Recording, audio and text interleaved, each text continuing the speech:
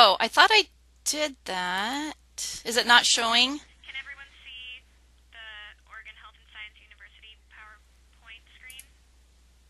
Yeah, yeah, great. Ah, wonderful. Okay, so we're all set.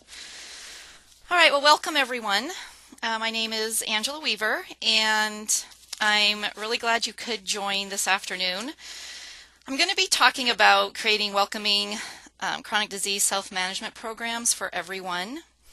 And just a little bit about myself. I am a master trainer on the Living Well program, and as of tomorrow, I'm going through a cross-training for the diabetes program, so I'm excited about that. So I'll be a master trainer on both of those curriculum. I'm also the project coordinator for the Oregon Office on Disability and Health, which we call OODH, and we are housed at OHSU in Portland. And just a little bit more about me as well. I was counting up the years today, and I've actually been in the disability field for over 30 years in various capacities, and I've been with OODH since 1998, so quite a while. One of the logistics thing is if I pull out the chat bar during the webinar, it's going to cut off part of my PowerPoint.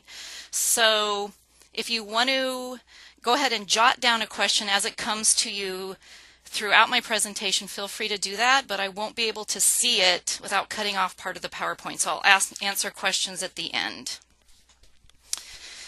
Okay. Oh, wait a minute. I guess I got to click this.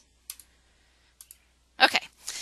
So I want to start by just giving a big thank you to our funder. So OODH is funded by the Centers for Disease Control and Prevention, and we have been funded since 1994. Then I also want to thank the Oregon Health Authority Office on Health Promotion and Chronic Disease Prevention, as well as Oregon Self-Management Network, you all, for being here and then also sponsoring this webinar. And then also a shout out to my colleague and good friend Rachel, who is the project coordinator in Massachusetts for their Office on Disability and Health. And the reason I want to give a shout out to her is several years back we did a very similar webinar, and I am using some of that information, and that was in part because of Rachel and her work. So I want to make sure I give her credit. So what we're going to talk about today is I'm going to start off in talking about health disparities experienced by people with disabilities and share some data with you. And then we're going to look at why is this webinar important. And then we'll get into the logistics of workshops and ensuring that they're welcoming to everyone. And we'll look at recruitment. We'll look at the facility where you're holding the workshop, looking at physical access. Look at workshop logistics, the communication, and the environment within the workshop itself. We'll touch on service animals, disability etiquette, and how just to make inclusivity part of your job, well, the importance of that. And then we'll also share through some handouts and resources, and hopefully we'll have some time for questions and answers. Angela, this is Shira. Yeah.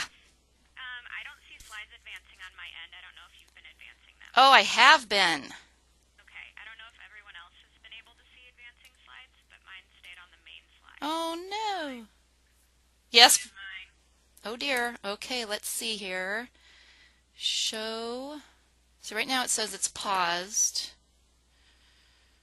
There we go. There we go. That advanced. Interesting. Thank you. Okay, wait. Let me. Okay, ready? How about now? Nope. No.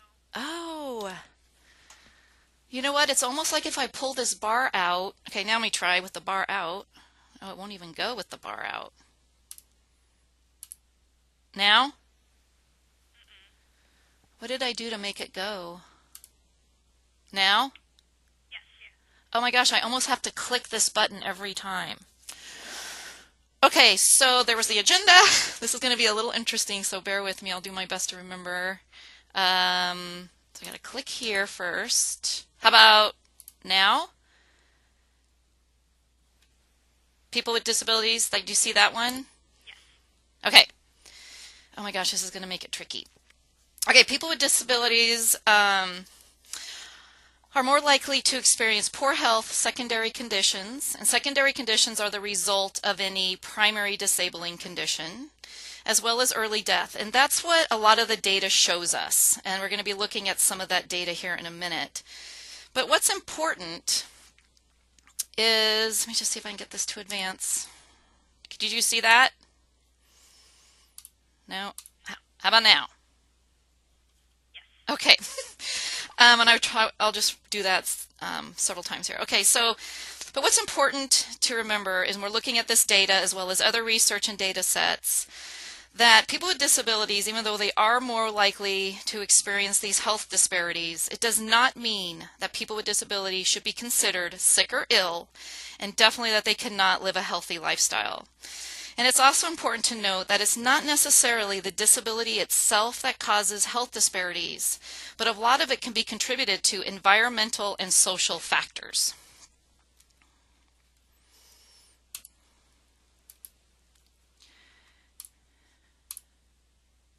Can you see that okay? Okay. BRFIS data? Okay. So the data I'm going to be sharing with you is from the Behavioral Risk Factor Surveillance System, or what we call BRFIS. And it's from 2015. And it's a population-based telephone survey for adults 18 and over, and it's conducted throughout the entire state. And it does now capture people both with landlines and cell phones, which is really nice. However, one of the limitations is that it does not capture people living in congregated environments, so for example, prisons, assisted living programs, or nursing homes. It also doesn't capture any people that don't have a phone or who speak a language other than English or Spanish. And what it does is it asks the person to self-report on their demographics, their health status, any chronic conditions they're experiencing, their health behaviors, and health risks.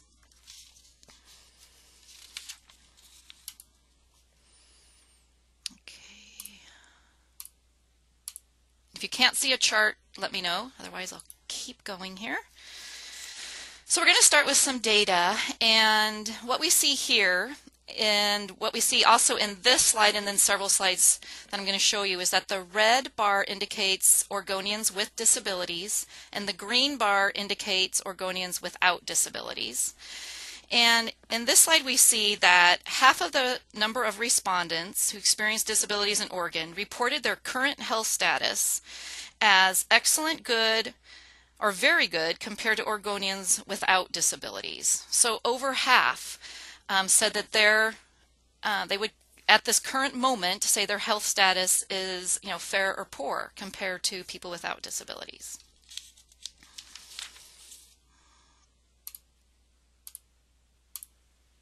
Okay, so on this next one, we're looking at exercise. And so the respondents for the BRFIS were asked, in the last 30 days, did you exercise? And the question is, did you exercise above and beyond anything you may have done at work?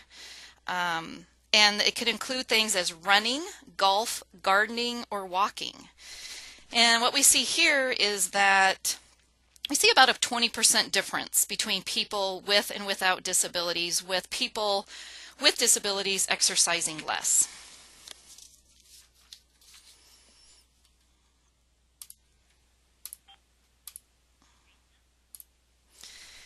Okay, in this next slide here, we're looking at body mass index. And what we see here is that there are less people with disabilities that indicated normal BMI compared to people without disabilities. And more people without disabilities are overweight than people with disabilities. But then I think what's, really important in looking at this chart is looking at the rate of obesity. So we see about a 17% difference between people with and without disabilities. And I think this is important too because we know from other research that there are multiple chronic health conditions that are associated with high BMIs, especially obese or severe obesity.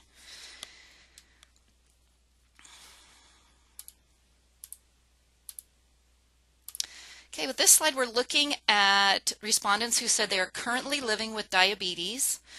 And here we see about a 13% difference with people with diabetes indicating that they people with disabilities indicating they're living with diabetes compared to people without diabetes. And this may be something that those of you who conduct workshops see as well when you're conducting workshops. I know with the different health promotion interventions I've done that the people that are attending are, the majority are either pre-diabetic or diabetic that come to the workshop. So this is definitely a chronic condition that has high prevalence for a lot of people, not just people with disabilities. Okay. So smoking, that again we know is associated with multiple chronic conditions. So we see here that there's a 10% difference with the number of people indicating that they currently smoke compared to people without disabilities. Okay, so that's all the data I'm going to share. And our office has a lot more data. If you're ever interested, you can go to our website. We have a whole section on disability data and surveillance.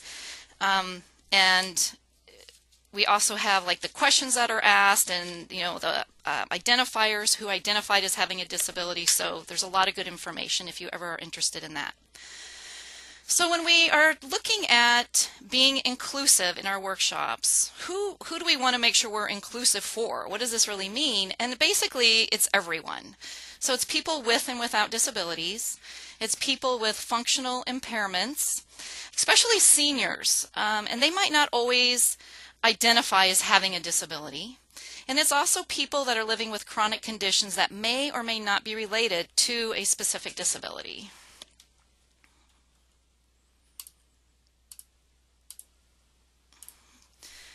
So why is this important? So as we saw with just the little bit of data that I shared with you, people with disabilities are disproportionately affected by chronic conditions. Also, people with disabilities are living longer, and anyone who lives long enough will acquire a disability. It's important too because equal access is the law under the ADA.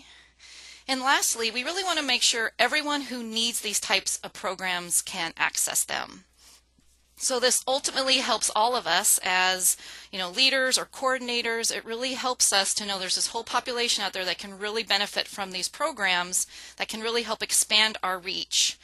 And of course, it's the right thing to do. Okay, just a second. Oh, my mouse. Sorry. There we go. Okay, so we're going to go ahead and start looking at more specifics. So we're going to start with recruitment. So one way that we can all just make sure that the information about our different workshops is accessible is by having multiple ways that people can get information about the workshops. So they can call on the phone and ask about it. They can use TTY or Relay if they're deaf or hard of hearing. They can receive an email. It might be posted on a web and then shared on partners' websites. Radio is always a good medium to get the information out about an upcoming workshop, and then of course newsletters. So in looking at where to recruit, just some good ideas, and I'm sure you all have ideas as well. Just here's some that I came up with. If you can create flyers, and you can post flyers in disability service agencies, in clinics, pharmacies. Another good place is durable medical equipment stores, churches, food banks, grocery stores. Some of them, like Fred Meyer, has that back bulletin board by the restrooms. Different places you can post things, and other community bulletin boards like in coffee shops. And then advertising on Craigslist can be good, within a local disability community newsletter, within a university's website, the local newspaper, and Facebook. And I put in there the City of Portland's disability program. They have a great online and via email newsletter that gets information out really well, as an example. Okay.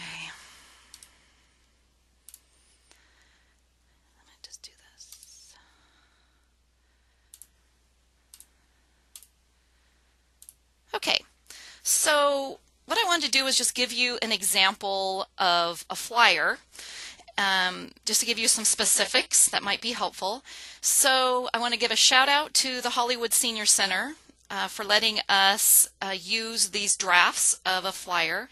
And so this is a really rough draft in the pink, and then we have a final draft in the yellow. And I'll just give you a second just to kind of glance back and forth at them while I click away here.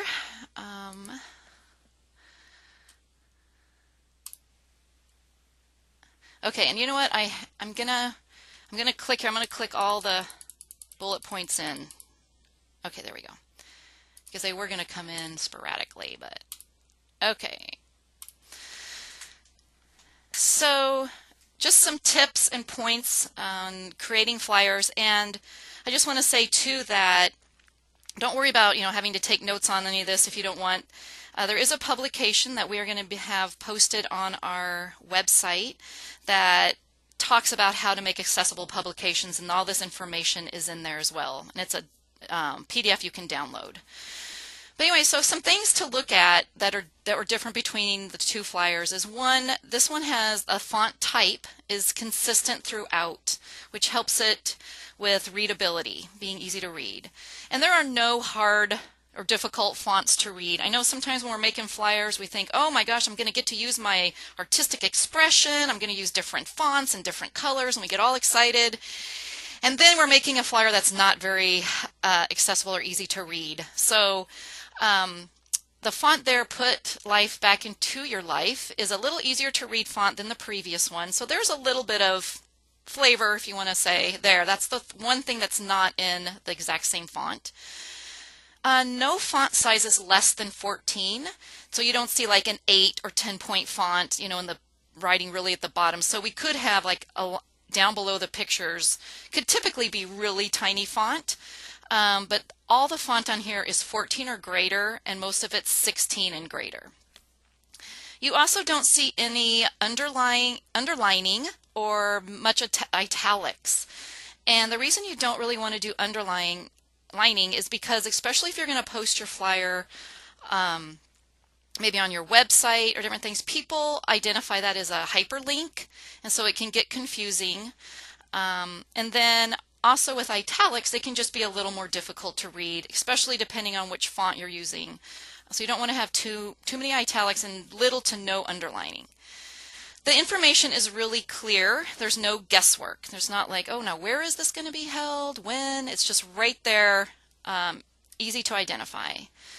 The accommodation requests is on the bottom right-hand corner and is provided with a deadline date, and we'll go into that a little bit more in a minute.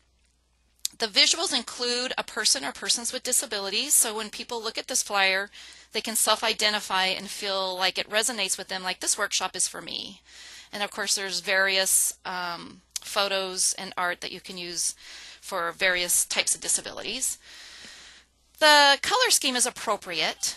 You want to really make sure you don't have like blue and green combinations for people who are colorblind. There's also different degrees of color blindness and different kinds. I'm not sure if that's the right word, but there are some other combinations that aren't good, but typically the most common is blue and green look identical to people who are colorblind.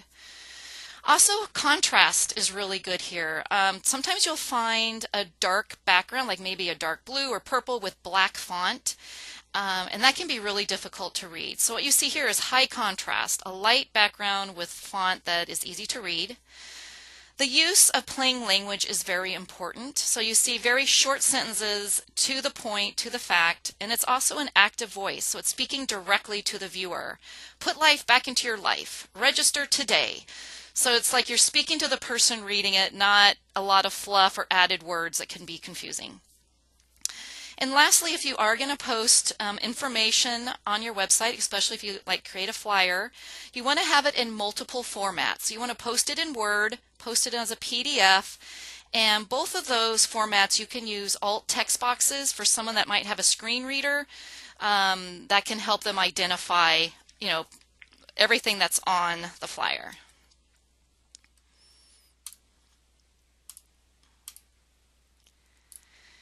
So this is the typical and suggested text to use when you are putting together any materials and you want to make sure that anyone that needs an accommodation can request one. So, for example, this says, if you are deaf or hard of hearing or are a person with a disability who requires accommodation, please contact, and then you can put all the contact information in there.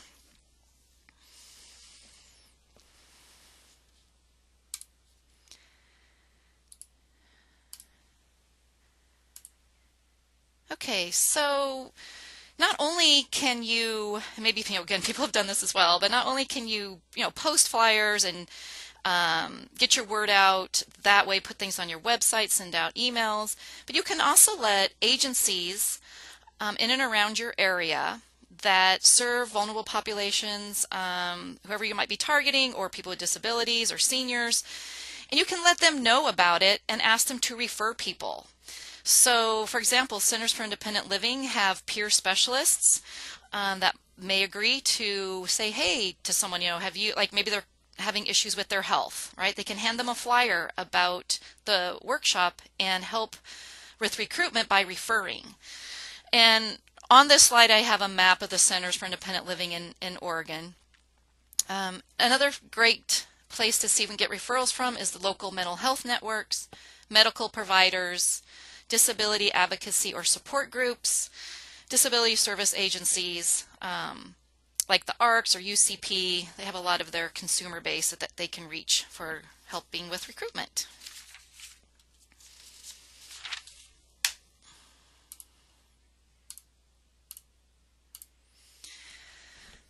So this is one of the resources that will be available on our website. Well, actually, it's there now. And this can be helpful for whoever is working maybe at the front desk or is in a position to be talking to people who are calling in who are interested in registering for a workshop. And of course, you wouldn't have to use all of this. You could use part of it. And there's 2 pages here. So this is the first page. But these are things to think about with recruitment. If you're maybe thinking of planning a workshop and you want to get a day that works best for people, you can do like a little survey, say, we're just seeing who's interested, maybe get an idea of what days are good for them, things like that. And I'll show you the other one here.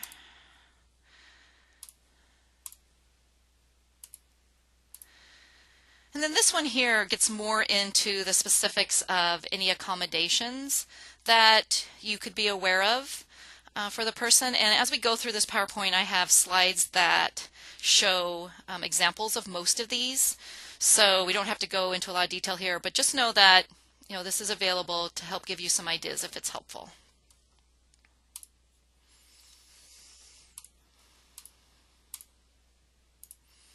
Okay. So in looking at the facility where you're going to hold your workshop, it might be a facility that you're used to and you've held it there multiple times, or maybe you're going to be working with a community partner, maybe a senior center or a different agency or a library or a different group that you haven't conducted a workshop there before. So some things that are important to remember is to hold the event where people are located. Of course, if it's easy to get to, people are more likely to attend. And especially if it is a new site, it's a great idea to visit ahead of time so you can ensure that all these things that we're going to be talking about, and there's also a checklist that you could take with you to help remind you of things to look for to make sure that it's accessible for everyone. So for example, if there are individuals coming that are going to use like the TriMet lift and things like that, is there a bus stop nearby that's accessible for them? Does the TriMet go to your area? Or maybe if you're out in rural Oregon, are you outside any limits that people might have a difficult time getting to this site? So kind of have an idea of public transport and where it reaches in your community. And then make sure that any curbside drop-off site has an accessible route to the workshop. Sometimes the paratransit maybe just pulls up front, but there's a curb all around the front door, let's say, so they need to use a side door or maybe even a back door. So just be aware of that. How is that person going to get from getting dropped off into the building? So you're going to assess the parking, the approach, and the entry.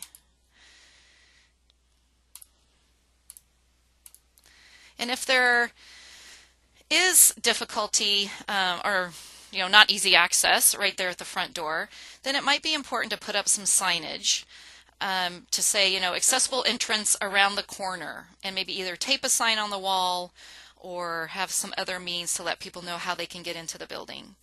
Other things you want to look at are, water fountains and, other features that might be important. Is there a kitchen, like on break? Can people go, like maybe put their lunch in a refrigerator and then they can get it out? Can someone who, say, uses a wheelchair or scooter, can they get into that facility as well? And make sure that emergency evacuation plans take everyone into account. I think that's something that we might not really think about. And that's something that you could talk to the person that is at the facility themselves. So, if you are at a library, talk to someone at the library, or wherever you are for the workshop. Make sure you talk to them and say, hey, if we have an emergency, what's the evacuation route? And again, another important thing, of course, is restrooms. And I know when I've done workshops, sometimes the accessible restroom isn't on the main floor, or if we're on a different floor, it is on the main floor. So it could be just on a different floor, especially in some older buildings. So make sure that you are aware of where the accessible restrooms are located.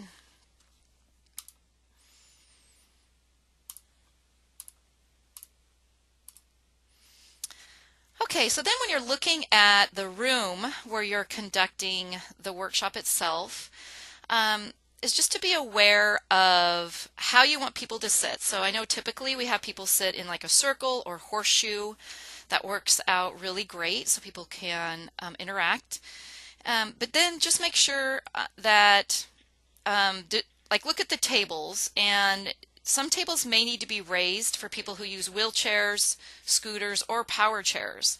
And in this example here, if you look at the table and look down at the bottom, this was a very inexpensive accommodation where we were able to raise a table, and those are actually bed posts, risers. So you can use those or other things that are appropriate and stable and safe. But that way people that use different mobility devices can fit under the table safely. Another thing, are the chairs provided, are they comfortable? I know I did this workshop at the Urban League, and we were at a clinic in Northeast Portland, and there was a lady who was, I think, like in her late 80s, early 90s, and she could not sit in the chairs that were provided because she kept sliding down. And so we were able to just get one of the clinician's chairs that was a roll chair, that had the right kind of cushions and arm supports that we could raise up and down, like the arms came up and down so she could brace herself and sit comfortably. And it just was a matter of going to the clinic and asking to borrow a chair so that participant could be comfortable during the workshop.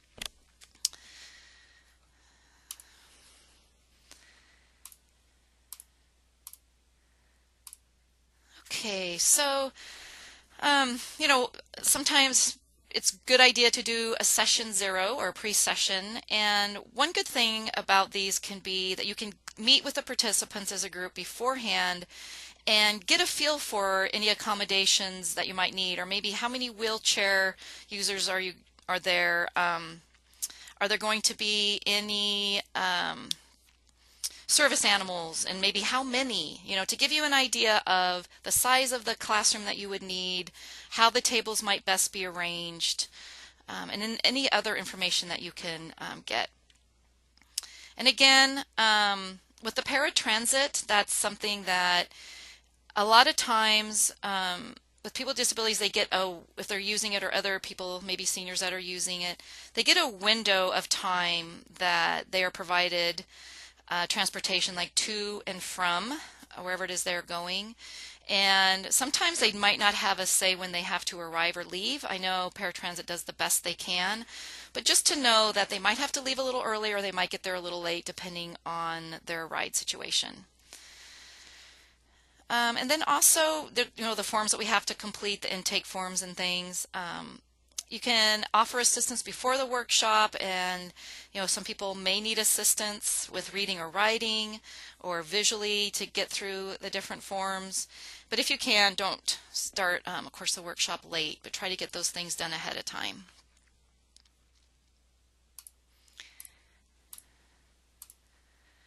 few other things to keep in mind is avoid early morning events.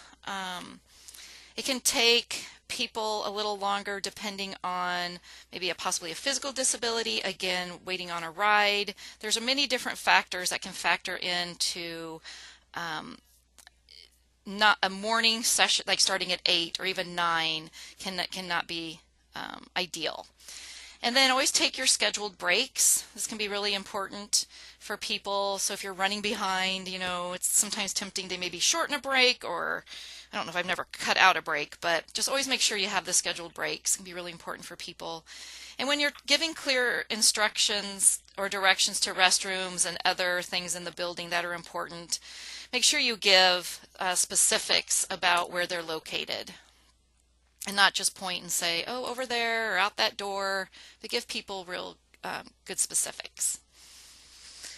And then when you're looking at communication for people that might have sensory limitations, so one thing is, and we probably know this, but the Living a Healthy Life with Chronic Conditions is available as an MP3 for $19. And you can also get the entire set of CDs for that publication for $26 from Bull Publishing.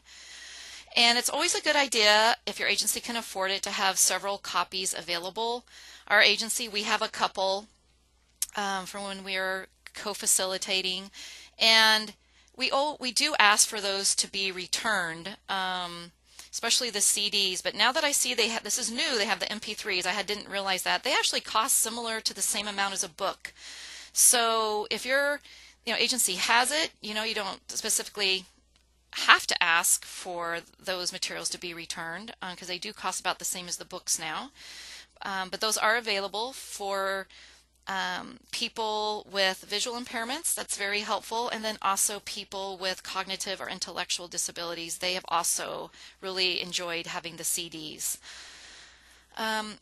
If you get requests from someone who's deaf or hard of hearing, it's good to know where you can get interpreters or where you can get CART reporters, which stands for Communication Access Real-Time Translation. And I put on there Ellison Captioning is someone that we use here in Portland, does a great job with captioning. I also looked into assistive listening devices, and we used to rent those for different events many years ago. And what I have found, and then also what I was told, is that with the technology advancements, people that maybe have hearing aids and they are going to an event and they need to be able to hear a speaker, the speaker can wear a microphone around their neck that has an FM system, like a radio that goes directly to their hearing aids so they can hear the presenter. So we're seeing more and more of that. So if that person has that, then of course you don't need to worry about providing that assistive technology. And it looks like more and more people are able to afford that and get that, which is great. Also, prepare your staff for any TTY, or actually what's more common now is relay calls, which is a 711 number. So if you do get a relay call, it'll be an operator or a relay service per operator that says, they'll introduce themselves, I am a relay operator on behalf of, and they'll say the person's name, and then you can engage in that conversation with the person through the relay call. The Living a Healthy Life with Chronic Conditions, the book itself is not in an accessible electronic format to make into large print or braille. We've been trying, at least not in the last couple of years anyway. I don't know if anything's changed right now, which I don't think it has. And we've kind of asked and talked to Stanford about if there's a way to do that. And it's not happening right now from what I understand, but the leaders manuals and the master trainer manuals can be obtained in this electronic format and produced in large print or braille. And that's primarily because that's a Stanford publication, where the other one is a Bull Publishing, and that's kind of where the holdup is.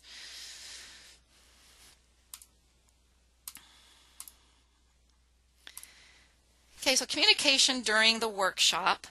And this is something we do anyway because it's part of how we conduct the workshop, but of course is to verbalize all agendas, posters, and brainstorming, which is pretty much written into the curriculum, which is wonderful.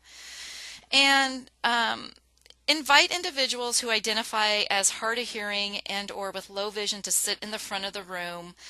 I have found that most of the time people self-identify. They'll come up to me and go, I really need to sit in front of the room to make sure I can hear or see, and of course, accommodate that. And most participants, if someone already is sitting in a place that might be beneficial for someone else, is willing to move. And then, of course, gauge the conversation, and if other participants during the time that people are sharing are speaking in a low voice, really encourage them to talk louder if they can, and if they can't, be prepared to help repeat some important points. As facilitators, of course, it's important to speak slowly and clearly. And if you do have individuals, especially hard of hearing, if you can face the participants the most you can when presenting, and maybe don't talk directly into the flip chart, but trying to turn your head the best you can to talk more towards the participants, that can be really beneficial.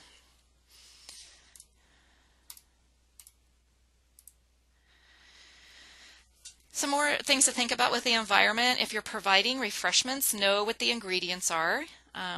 With all the food allergies and gluten-free, dairy-free and all that, it's nice to know, people to know what's in the items that you might be providing. Avoid wearing perfumes, cologne, or heavy scented products. And also, if you find that on the first day that people are wearing heavy scents, to encourage them not to as well. There's a lot of fragrance sensitivity, and it's just nice to not worry about that. And in fact, I can't be around myself a lot of perfumes or things, so I would definitely bring this up, if not for me, but of course for everyone. And try to avoid holding workshops in rooms with poor ventilation. Especially also be aware if the room was just cleaned, maybe the floor was just mopped with some kind of cleaner that has a really strong smell, kind of air out the room prior to people arriving.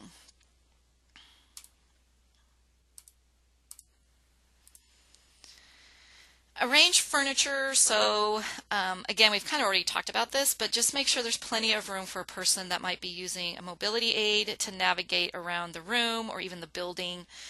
It's always nice to leave a few empty spaces at tables to make room for people who may be using wheelchairs or scooters. And also try to minimize external noises. Maybe if there's a fan somewhere, if there's traffic on one side of the building, if you can close those windows. I know one time we were at a senior center, and one of the things we were looking at that was a determinant of when we held the workshop was when they weren't having the dance class right next door through this really thin wall that was like a partition that we would pull. And so we had to make sure that we weren't trying to conduct a workshop when they had the dance right on the other side of this partition. So, kind of thinking ahead about things like that.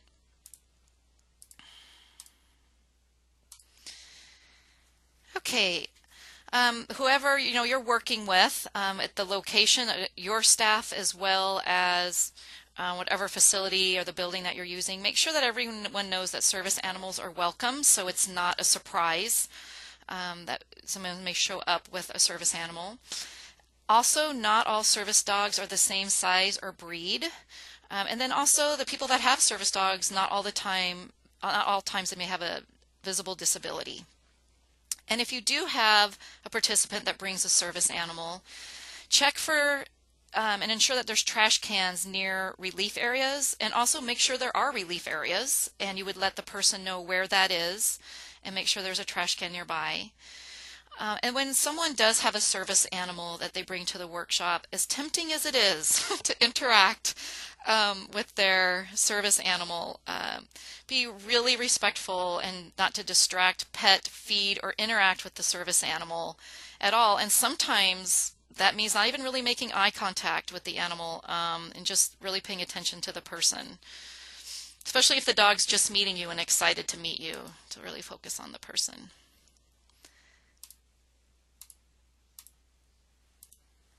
A few other things in looking at etiquette. Use people first language, and there is a publication on people's first language on our website, and was put together by the CDC. So you would, per people first language just says someone who uses a wheelchair, as opposed to someone who's wheelchair bound or wheelchair confined. So it's putting the person first. And there's a lot of good examples on that handout. Do not single people out publicly. So this could be, like, if you do have any questions about anyone's limitation or what could be the best accommodation or things like that, you can either ask generally, like, am I speaking loud enough? Can everyone hear me? Can you do things like that instead of calling out maybe a person saying, hey, Bob, you told me, can you hear me? Not just make it a real general call out.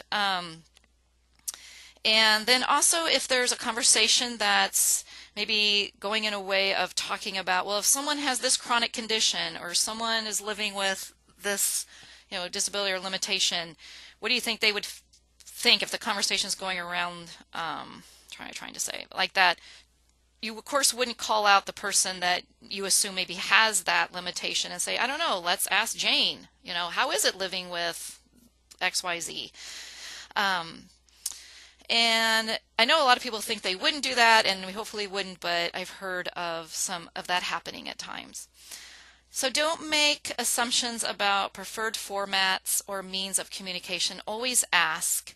And something that I have found that's really interesting as well, that could also be really important to keep in mind with recruitment, is that as people age and as people acquire limitations or disabilities, they might not even know what to ask for, like what accommodations are there. So they may hear of this workshop but think, oh, I don't see as well as I used to, so there's no way I can participate in that. So they might not even know what they don't know, because as the onset of age, they're becoming more limited in different things. So I think that's always important to kind of keep in mind too. Don't ask personal questions without being invited to do so, and keep an open mind and have fun. Okay.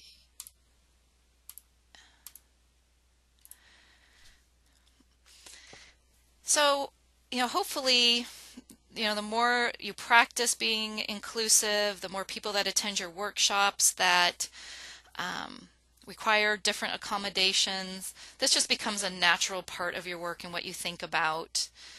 And so hopefully too, and I know there's been a lot of conversations around this, and I know our work groups have thought about it. This is also something that they talk at a national level, is about thinking about the costs associated with different accommodations, and maybe have, if your agency can afford it, maybe have some of those CDs or the MP3. If you can have those available as an alternative format, right there, that's great. That's a great win. There's also opportunities for tax breaks or corporate sponsorships. There is a link in this PowerPoint, as well as on our website, that talks about that. And here are some of the... So a lot of this information that I've talked about is in like a Word document that is 2 pages, and also is a PDF that you can download. It's just kind of a checklist of the different things that we've talked about today during this webinar. And there's some other links too. The accessible print materials is what I had mentioned. It's pretty short too. I think it's like 8 pages. That is a PDF that you can download that talks about how to make accessible publications. I think Jennifer Mead had sent out on this listserv the video put together in New York on how to include participants with disabilities. If you haven't seen that, it's really good. I would recommend it. So I put the link there. That could be helpful. So again, this is the brief checklist for accessible chronic disease self-management workshops. This is a lot of the information is in this PowerPoint. This is the People's First Language Communication Guide put together by the CDC. And then that's it. So there's my contact information, as well as the very bottom link will take you directly to this webinar, all the materials, and they should be up by tomorrow. We'll have the recording as well as the PDF of the PowerPoint. Okay, I am done. So if there's any questions, we can open it up for that. I don't see any in the chat box, but if anyone has any questions.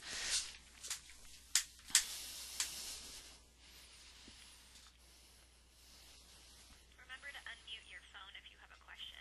You can ask over the phone as well.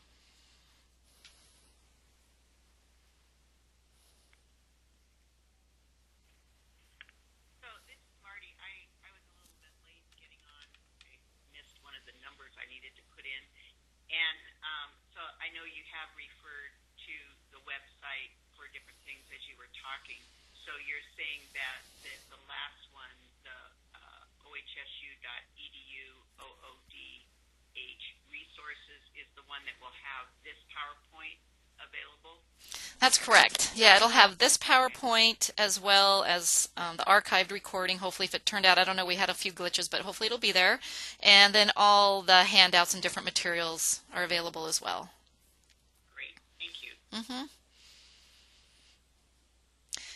And if there isn't, maybe while someone's thinking of a question, I just want to throw this out there to the group as well. So I emailed Kate at Stanford and asked her if, and maybe someone knows this, but I was asking her if any of the online workshops that they have available, if those are open to individuals, because I had heard at one time a large group would have to sign up. That's kind of what they were looking for. So, and then I also asked her if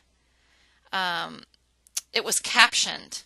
I was seeing if that might be an alternative for someone who's maybe deaf or hard of hearing to do the online if the facilitated part was captioned, because from what it sounds like, I haven't done an online one, I'm not familiar with it myself, but it says that if you participate on an online workshop, you can log in anytime you want.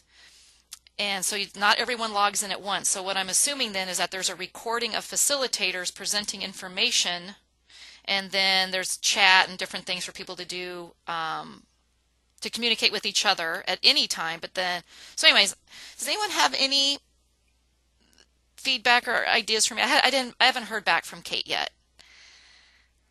So Angela, this is Leslie down in Eugene, and we looked into the online a couple years ago, and what it looked to us was that we were going to have to pay a different licensing fee to be able to market that or provide that to folks. It was a separate structure than providing it online workshops. So we were basically going to have to be a sponsor to folks to get them online access. Okay, so a different licensing fee. All right. Okay, so because I know there's been some discussion in this network and other networks that looking at these self-management programs to see if an online version might be a nice alternative for anyone really. Maybe someone that doesn't want to leave their home, or maybe that does have the captioning, different things. So I was curious. So it sounds like there's a cost associated with it, and then of course I don't know if it's captioned at the moment. Angela, this is Shira. I know that for our Public Employees Benefit Board, they provide Better Choices, Better Health, the online version of CDSMP, to members, and so that might be worth connecting you with our contact at PEB to talk about if they have been able to enhance that online program. Okay. To make it more accessible. Yeah, that would be good. I think, the more options we know and the more variations and accessibility would be great. All right, any other questions? Yeah. This is Leslie again, and I just want to thank you for this information. It was really, really well put together, and it was really useful, and I think particularly the tips and information about how to put together a flyer really well. I guess my only feedback to that, or my only head scratcher a little bit, is that it's hard to get a lot of information about what the workshop is.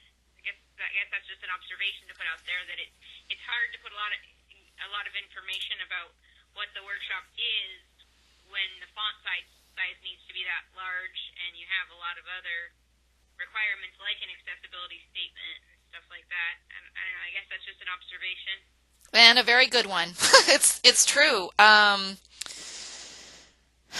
Yeah, I think, in putting that together with the Hollywood Center and, we went back and forth with different drafts. I think what we found too is really emphasize if the person needs more information to, because we didn't have anything about the specifics. Maybe that's what you're getting at, Leslie, of what is this workshop actually about? There wasn't a whole lot of that.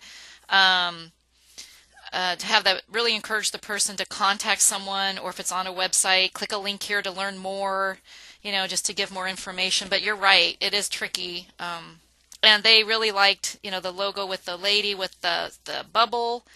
And, that can take up a lot of room, but that was something that is a marketing theme they want to keep consistent. So just to kind of play with all that can be a little tricky, you're right.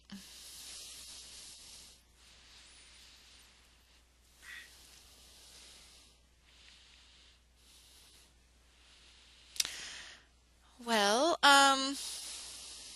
if there isn't any more questions or anything, let me know, like when you go to our website, if there's anything else you want information about, let me know. You can always email me. Also, again, we would love people to utilize our data sources, and we do have a data analyst on staff that can customize requests. So if you look at certain data that maybe you want for a presentation or a grant application, anything like that, you can just notify us and we can help tailor the data and do crosstabs or do whatever you need to pull up the information that's most beneficial to you. So you don't maybe have to go with specifically what we have done. We can get some more information for you.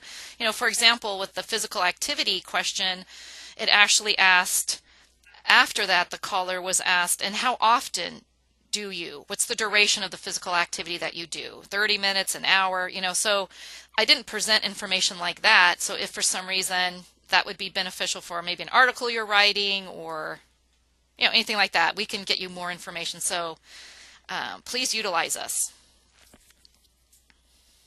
Thank you, Angela. Mm-hmm. Yes.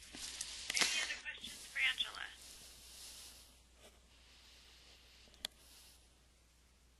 Thank you so much. That was Sure. very useful. Great. Well, thanks everyone for your attention. Yes, thank you. We will move on with our agenda. Is Rochelle on?